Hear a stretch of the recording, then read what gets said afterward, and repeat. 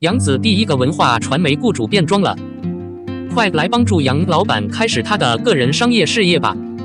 凭借电视剧《家有儿女》中的小雪一角，名扬四海的年轻女演员杨紫，随后安插了主要的文化传媒雇主。据企查查 APP 显示，今年8月3日，借助杨紫控股绝对管理的东洋紫路嘉义文化传媒有限公司转为安装。不出所料，这也是杨紫在自己的私人工作室外使用的主要雇主。资料显示，杨紫旗下东洋紫路嘉义文化传媒的商业企业范围包括文学创意创作、文化休闲经济业务以及不同的特色项目。随着艺术家工作量的增长，安装一个私人工作室，然后是一个私人雇主，这是很容易理解的。在杨紫之前，很多艺人都有自己的私人工作室或组织。知名艺人包括黄晓明、杨幂、邓超等，都有自己的私人工作室。当然，也有少数艺术家选择将自己的私人工作室连接到大型休闲机构，也有成熟的艺术家安装自己的私人文化媒体机构。两者都有各自的优势。与大型休闲组织相关的资产可能特别大，借助私营雇主获得的报酬可能特别高，自由度可能更高。我认为艺术家和团体有他们个人的考虑，也希望杨紫他们有更大的可能去挑选更高的剧本，以沉香如碎的最佳气势给我们传达更多有趣的情节。02拍早于成名的仙侠剧，我一边拍一边哭，如果没有戏，那梦想是什么？在接受采访时，杨紫提到了她几年前拍《仙侠姬》的经历。她表示，当时她表演了很多她现在不再喜欢的表演，而且她经常在出现在片场时回去哭泣。在此期间，我还要求导演和编剧谈剧情，但都被忽略了。那个时候，没有人对她感兴趣，因为她变成现在已经没有名气了，她根本没有资格挑剧本。现在杨紫已经在休闲企业里站稳了脚跟，参演过不少仙侠剧，名气和收入也水涨船高。她直言此时会追寻自己的梦想，因为她会选剧本。很多网友在杨紫跑去玩童话的时候并没有购买，但是听了杨紫的说法后，她知道自己其实有很多无奈。作为演员，她在资本市场内是不是很无奈？因为杨紫在大热之前就变得很无奈。到了很艰难的时候，根本就没有戏拍戏，他觉得自己其实没有工作，又该如何实现自己的梦想呢？虽然在最后，我也很顺利的和那些表演出圈了，但是我用很多人的口吻变成了批评。但是杨紫说，现在我可以满足我的梦想，并选择我喜欢的剧本，即使有许多来自户外世界的责骂。不过那些我不后悔拍的仙侠剧，应该就是这么尴尬。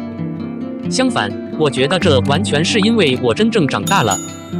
说实话，如果不是杨紫自己说出来，我们现在都认不出在转战仙侠剧之前有这么阴暗的时刻了。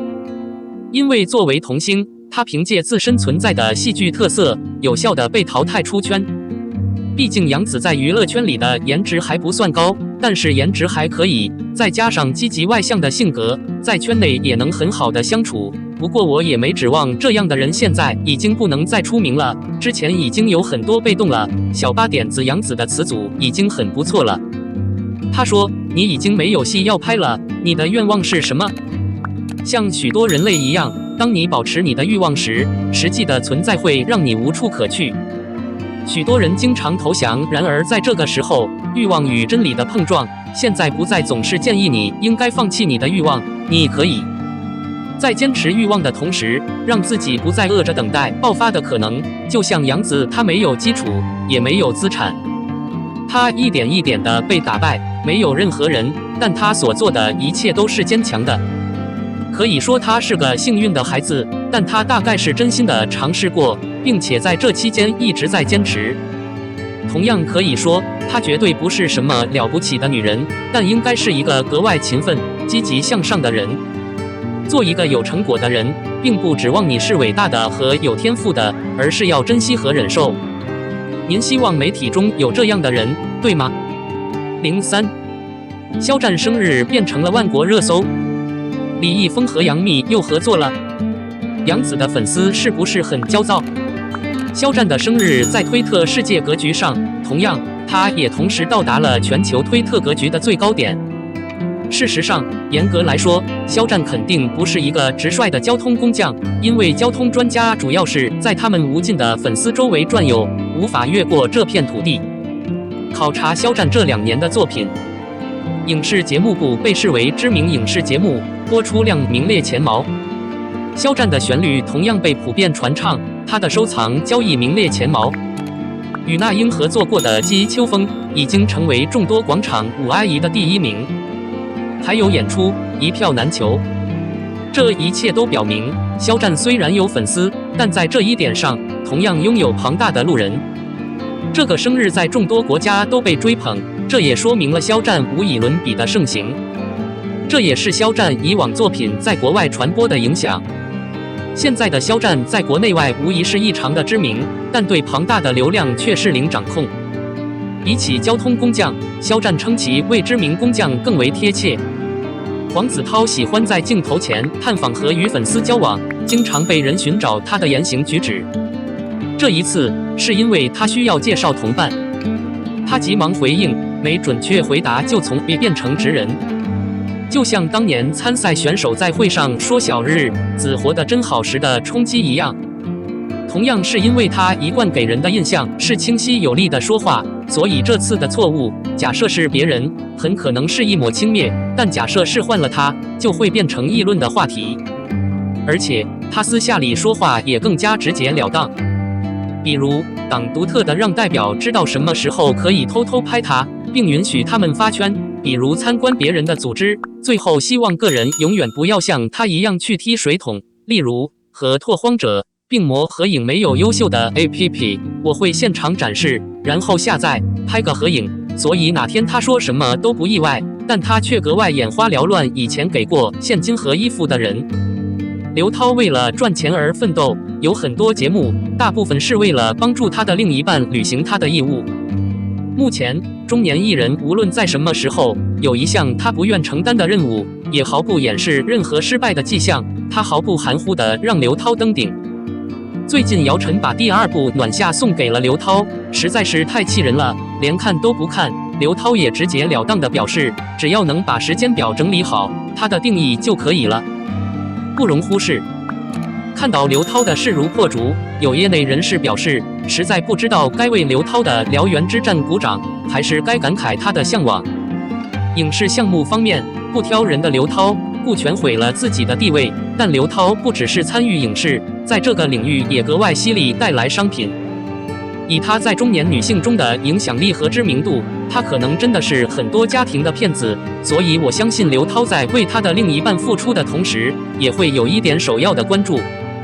坐等闲着的话，到时候个人会如果口头交流下降，他就没有选择去追查资产来换取现金了。杨紫现在有很多节目要交流，却没有一个能成为马上沟通了。女心理学家7月份通过了初赛，但目前还没有定论。随着传输日期的临近，请多多关照我的生命正在推迟。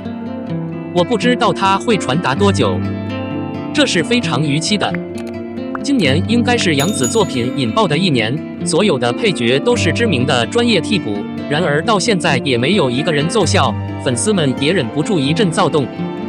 目前杨紫还在录制《沉香碎》，粉丝们也在鼓励《沉香碎》团队早日完成拍摄。《沉香碎屑》应该在这个月完结。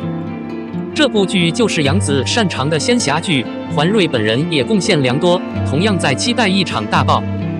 杨紫已经很久没有再出演过一部剧了，她觉得自己很不幸。